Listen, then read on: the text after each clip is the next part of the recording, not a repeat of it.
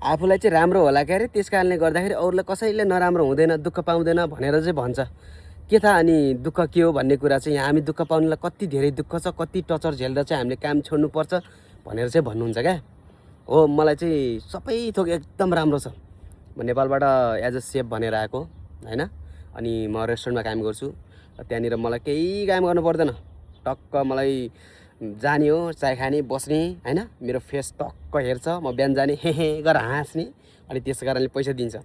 मलाई त्यो भाँडा पनि धुनु पर्दैन, अनि किचन क्लिन गर्न पनि पर्दैन, किचनको हुड साफ गर्न पनि पर्दैन, अनि कुडा कचरा फाल्न पनि पर्दैन, केही गर्नु पर्दैन।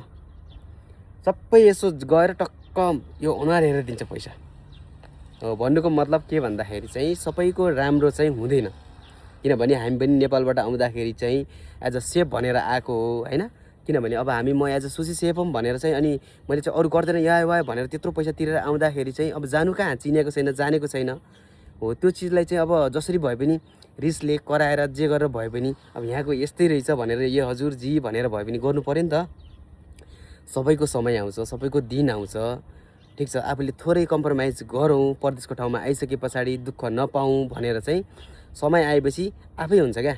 त्यो चिजलाई चाहिँ हामीले सबै बुझ्यौँ, चारैतिर वातावरणहरू सबै यहाँको बारेमा बुझ्यौँ, यताउति गऱ्यौँ भने चाहिँ हामी अरू ठाउँमा जाँदाखेरि यो चिज चाहिँ हुँदैन है, हामीले यो चाहिँ यो लेभलको काम चाहिँ हामीले गर्न सकिँदो रहेछ है भनेर चाहिँ हामीले बुझ्छौँ। र अनि फेरि त्यही प्रमाणले तपाईँले स्यालेरी पनि त अलिकति इन्करेज गर्न सक्नुहुन्छ।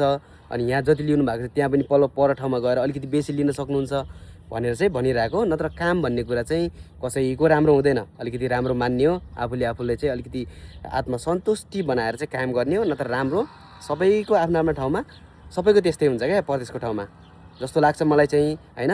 त्यही कारणले मैले बताइरहेको हुन्छु कि थोरै समय चाहिँ पर्खिनुहोस्, समय आउँछ, समय आइसकेपछि जब चेन्ज हुन्छ, सेलेरी अलि धेरै मिल्छ, सबै एउटै समय त हुँदैन नि त।